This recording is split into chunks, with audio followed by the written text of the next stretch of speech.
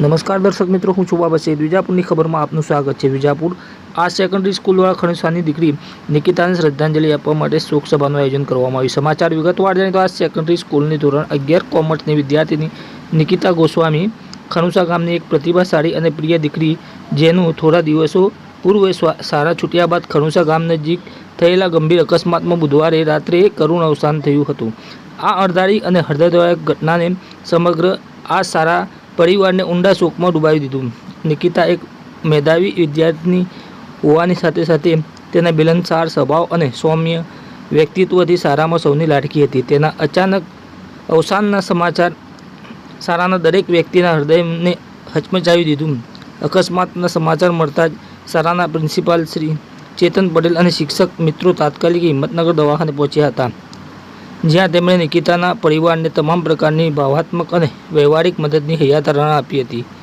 તેમણે આ દુઃખદ સમયમાં આશ્વાસન આપ્યું હતું. આસ એજ્યુકેશન ટ્રસ્ટ શાળાના શિક્ષકો અને વિદ્યાર્થીઓ એકજૂટ થઈને નિકિતાના પરિવારને આર્થિક રીતે મદદ થવા ભંડોળ એકત્ર કર્યું હતું, જે સારા પરિવારની એકતા અને માનવતાનું પ્રતીક હતું. જોકે જીવન મૃત્યુ વચ્ચે ઝઝૂમી રહેલી નિકિતા આખરે મૃત્યુ સામે હારી ગઈ હતી અને આ ઘટનાએ સમગ્ર સારા પરિવારને શોકમાં ડૂબાડી દીધું છે. નિકિતાને યાદ કરવા અને તેના આત્માને શ્રદ્ધાંજલિ અર્પણ કરવા ગુરુવારે સવારે શાળામાં શોકસભાનું આયોજન કરવામાં આવ્યું હતું. પ્રિન્સિપાલ ચેતન પટેલની સૂચનાથી યોજાયેલી આ શોકસભામાં આસ એજ્યુકેશન ટ્રસ્ટના ટ્રસ્ટીઓ, શિક્ષકો, સ્ટાફ અને વિદ્યાર્થીઓએ ભાવપૂર્ણ શ્રદ્ધાંજલિ આપી હતી. નિકિતાના આત્માને ચિરંજીવી શાંતિ મળે તે માટે મંગલ મંદિર પ્રાર્થના અને ગાયત્રી મંત્રનું જાપ પણ કરવામાં આવ્યું હતું.